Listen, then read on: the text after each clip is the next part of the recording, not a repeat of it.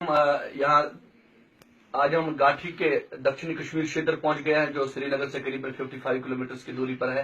त्राल क्षेत्र जिसका नाम है, काफी महत्वपूर्ण माना जाता है। बुरहान वानी का नेटिव इलाका कहा जाता है। मिलिटेंसी के हवाले से काफी महत्वपूर्ण माना जाता है। यहाँ पर हाल ही में एक घटना घटी थी एक क्षेत्र में हुफुल निगिमपोरा इलाके में, और वहां पर 2 मिलिटेंट्स को मार गिराया गया था सुरक्षा कर्मियों के द्वारा। आज हम इस वक्त एक मिलिटेंट के भाई आकिब के भाई के साथ हैं। आपका नाम क्या है? सोहेल। सोहेल, पहले बताइएगा कि आप, जैसे कि खबरों में आ रहा है कि आकिब जो था पहले मिलिटेंट बनने से पहले एक मदरसे में पढ़ रहा था, इसके बाद पढ़ा रहा था।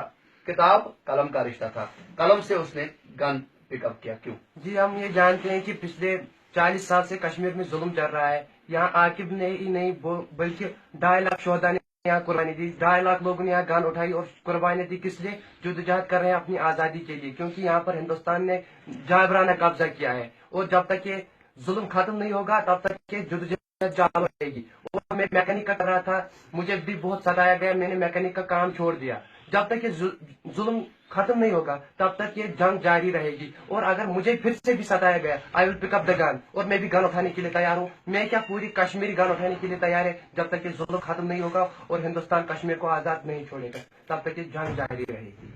बुरहान वानी की हलाकत के बाद क्या कहेंगे? आपकी 5-6 महीने हड़ताल रही, 6 महीने हड़ताल के बाद हालात फिर मामूल पर आ गए, तो क्या लगता है आपको कुछ हड़तालों से कुछ हासिल हुआ है कश्मीर को?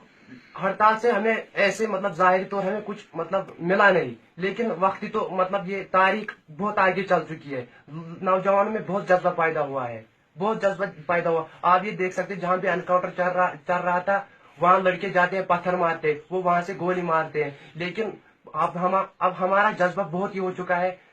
बुरहान की शहादत के बाद लोगों में बहुत सा जज्बा आया है। बुरहान की शहादत से हमें बहुत फायदा मिला है और तारीख भी बहुत आगे चल चुकी है। अब हमें लास्ट पर बताइएगा कि जैसा कि आपने कहा कि आकिब जैसा कि आपको भाई था, तो उसके साथ आपकी मुलाकात कभी होती थी? क्या कहता था वो, कैसा पुरुमीद था कश्मीर के बारे में?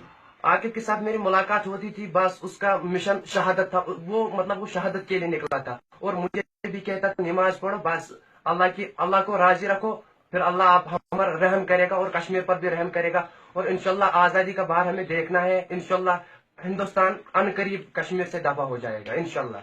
ये बताइएगा कि अभी जो सोल्जर्स की तरफ से जब किसी जगह एनकाउंटर किया जाता है, हाल ही में जो यहाँ पर बिपिन रावत है फौजी सरबराह, उन्होंने एक स्टेटमेंट दिया था कि जो फौजी जब भी मिलिटेंट्स की जगह, जब एनकाउंटर की जगह पर कोई एनकाउंटर में जब पत्थरबाजी करेगा तो उसको मिलिटेंट असोल्ट किया जाएगा, उसको गोली मार दी जाएगी। इसके